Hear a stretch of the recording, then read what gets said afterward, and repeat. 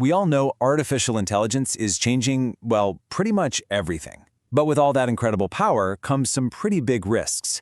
So how do we protect these systems that we're starting to rely on for, well, our future? Let's break down the absolute fundamentals of AI security and figure it out. First things first, you gotta understand that AI isn't some futuristic sci-fi idea anymore. It is here, right now, working behind the scenes in our daily lives. It's helping doctors spot diseases earlier, it's in the background when banks make loan decisions, and it's the literal brain inside a self-driving car. Because it's so deeply woven into these critical parts of our lives, making sure it's safe, reliable, and secure, well, that's not just some tech problem. It's one of the biggest challenges we face as a society. Okay, so if AI is everywhere, what are the actual dangers? The thing is, this technology has its own unique set of vulnerabilities, and they're really different from the kind of cybersecurity we're used to talking about. Let's dive in. This really maps out the battlefield for us. When you boil it all down, securing AI is about defending three main areas. You've got to protect the data that it learns from, you have to stop its decision-making process from being tricked, and you have to secure the model itself, its digital brain. Just think of data as the fuel for any AI. It can't learn, it can't grow, it can't do anything without the information we feed it. And a lot of times, that data includes our sensitive, personal details. So you can see why the #1 challenge is just protecting that fuel, making sure our private information stays private. So, protecting the data is one huge piece of the puzzle. But what happens when someone tries to hack the AI's brain directly? This is where things get really fascinating, and honestly, a little bit scary. Okay, so the main way to trick an AI is through something called an adversarial attack. All that means, in simple terms, is that you're manipulating the information you give to an AI. You're feeding it something specially designed to fool it, to make it see something that just isn't there and cause it to make a big mistake. And here is the perfect example. To you and me, that's a cat. No question. But an attacker can add a layer of what's basically digital noise, something completely invisible to our eyes, that makes the AI say with 100% confidence, that's guacamole.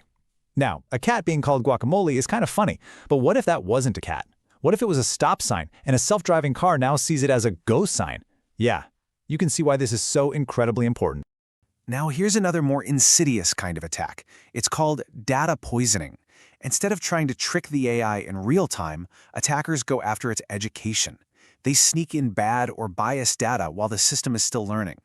By doing that, they can basically poison the well and permanently twist its future decisions, building a huge flaw right into its core. And of course, the AI model itself is a huge target. On the one hand, you've got what's called model theft. Think of this as straight up stealing the AI's brain, all the code and the architecture that makes it work. But then you have model inversion, which is way more subtle.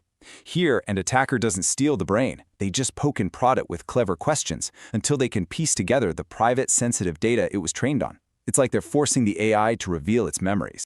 And the threat is constantly evolving. You know, it's not just about attacking AI anymore. Now attackers are starting to use AI as a weapon themselves. We're talking about AI-powered phishing scams that are so personalized they're almost impossible to spot, or automated hacking tools that find security flaws faster than any human ever could. Okay, I know, that sounds like a lot of doom and gloom. It's a huge challenge for sure. But here's the good news. For every new threat, there's a new defense. So the real question is, how do we actually fight back and build AI we can trust? The absolute key here is not to just wait around and react to attacks after they've already happened. The only way to win is to be proactive, to build a solid defense right from the very beginning. That's how we build a real foundation for trust. I really love this fortress analogy. A truly strong AI defense is built on 4 key pillars. First, you need robust, clean data as your foundation. Then, you need models that are resilient, that can actually withstand these attacks.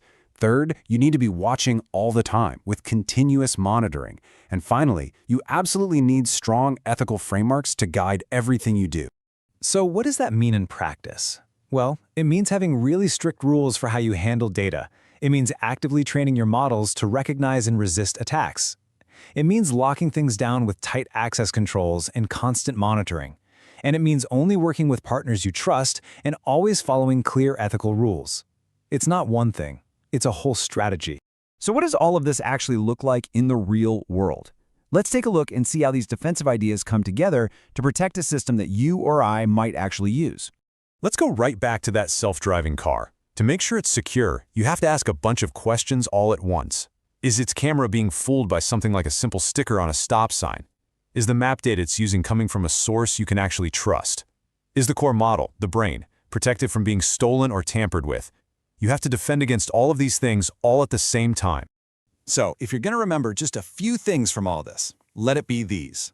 First, AI security is way more than just code. It's technical, it's ethical, it's operational. Second, it's never a one-and-done kind of thing. It's a constant process of watching and adapting.